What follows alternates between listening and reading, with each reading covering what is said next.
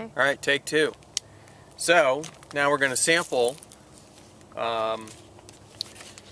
this row of Gary's Vineyard. This is the upper block. Again, this is the original block that I made wine from.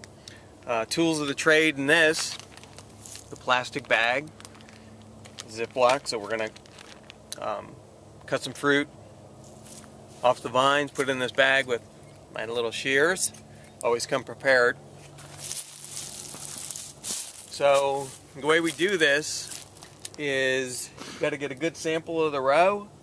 So you go end to end and usually back again. And what you want to do is you want to take clusters, sun side, morning sun side, afternoon sun side. You kind of you go side to side doing that. Pull a cluster from each. And the key is you don't want to look at the cluster, because if you look at the cluster, your mind will always pick the prettiest cluster out. You don't want to do that. You want a really good representative sample of what's in this section of Gary's Vineyard. So the other thing, you always want to taste some fruit as you're going.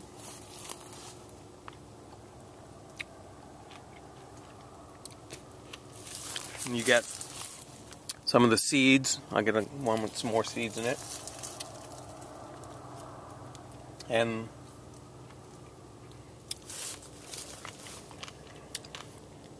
starting to get a little crunch to the seeds. That's really what you want. Still a little pulp. You're starting to get some fruit flavors going. Some really kind of berry-esque. A lot of acid still. Skins are pretty tough. What you get here,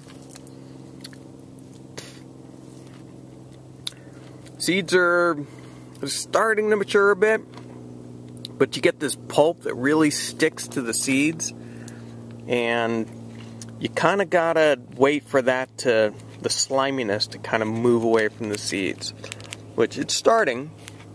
I mean, flavors are definitely building. Skins taste great.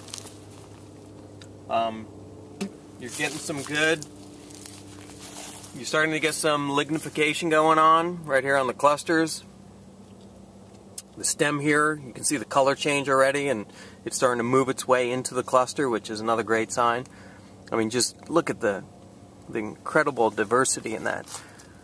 Large grapes, small grapes, that's just beautiful. Tight clusters, just gorgeous.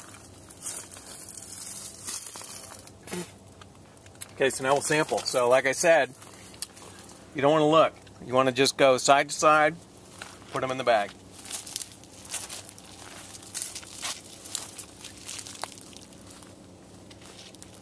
So it's literally the grab and go technique.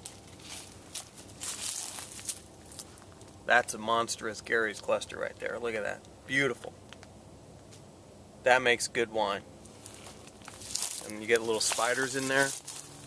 That adds to the goodness. It's all the spice.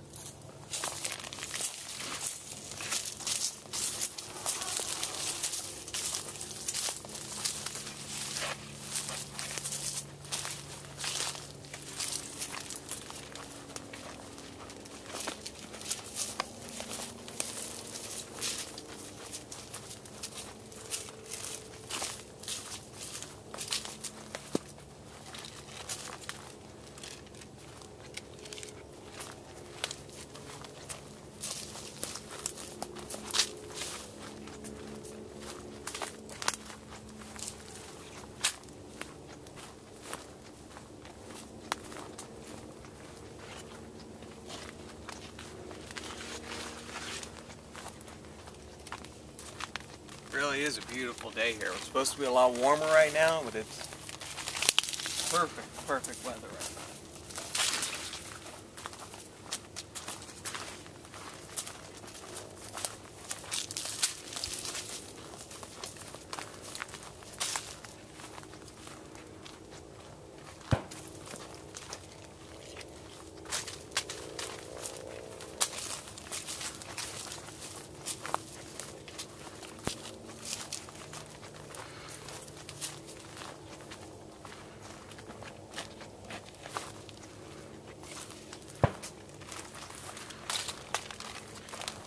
Alright, so, I mean, essentially that's what I'm going to do. You can see what I have in the bag here already. So I'm going to go down the rest of this row, back up the next row. We'll have a really good sample bag. Later on, we'll take this, we'll crush all the fruit in the bag here. So you have all the juice. You want to keep, normally what I'll do is take all the berries off of the stems so you don't get any reaction, you know, any pH shift or anything with the stems.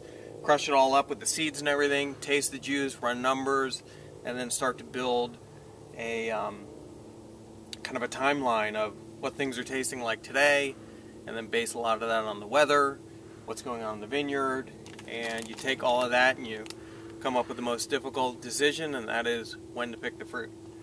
So I'm going to sample the rest of this and we'll be back with numbers.